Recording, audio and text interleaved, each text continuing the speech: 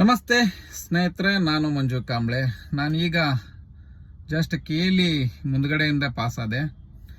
Video ಮಾಡೋ ಉದ್ದೇಶ ಏನಂತಂದ್ರೆ, KLE ಆಸ್ಪತ್ರೆಯಲ್ಲಿ ಬಹುಶಃ ಪಾರ್ಕಿಂಗ್ ಇದೆಯೋ ಇಲ್ಲೋ ಗೊತ್ತಿಲ್ಲ, ಕೋಟಿ ಗಂಟ್ಲೆ ಮಾತ್ರ ಪ್ರತಿದಿನ ಆದಾಯ ಇದೆ. KLE ಮುಂದ್ಗಡೆ ಪಾರ್ಕಿಂಗ್ ಯಾವ ರೀತಿ ಮಾಡಿದ್ದಾರೆ ಅಂತಂದ್ರೆ, ಫುಟ್ಪಾತ್ ಅನ್ನು ಬಿಡದೆ ಅರ್ಧ ರಸ್ತೆವರೆಗೂ ಕೂಡ ಬೈಕ್ ಗಳನ್ನ ನಿಲ್ಲಿಸಿದ್ದಾರೆ.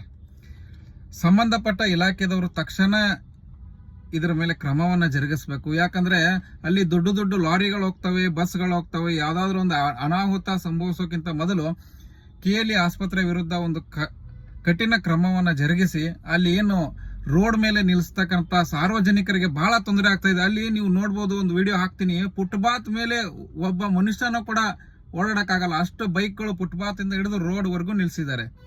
ಅದೇ ಸಾರ್ವಜನಿಕರು ಎಲ್ಲಾದ್ರೂ ಫುಟ್ಪಾತ್ ಮೇಲೆ ಎಲ್ಲಾದ್ರೂ ಹಚ್ಚಿದ್ರೆ ರೋಡ್, 1,000 ರೂಪಾಯಿ ಫೈನ್ ಹಾಕ್ತಿರಿ. ಈ ಆಸ್ಪತ್ರೆಗೆ ಎಷ್ಟು ಹಾಕ್ತಿರಿ ಈಗ ಫೈನು? ಒಬ್ಬ ವ್ಯಕ್ತಿ ನೋ ಪಾರ್ಕಿಂಗ್ ಅಲ್ಲಿ ಗಾಡಿ ನಿಲ್ಸಿದ್ರೆ ಇಮಿಡಿಯೇಟ್ಲಿ ಆ ಗಾಡಿನ ತಗೊಂಡೋಗಿ ಪೊಲೀಸ್ ಸ್ಟೇಷನ್ಗೆ ಹಾಕ್ತಿರಿ. ಆದ್ರೆ KLE ಅಂತ ದೊಡ್ಡ ಆಸ್ಪತ್ರೆ ಬಳಿ ಪ್ರತಿನಿತ್ಯ ಸಾವಿರಾರು ಸಂಖ್ಯೆಯಲ್ಲಿ ವಾಹನಗಳು ಹೋಗ್ತವೆ, ದೊಡ್ಡ ವಾಹನಗಳು. ಆದ್ರೆ ಅದನ್ನ ಕೇಳೋರು ಗತಿ ಇಲ್ಲ. ಒಂದು ವಿಡಿಯೋ ಹಾಕ್ತೀನಿ, ನೋಡಿ ಬೇಕಾದ್ರೆ.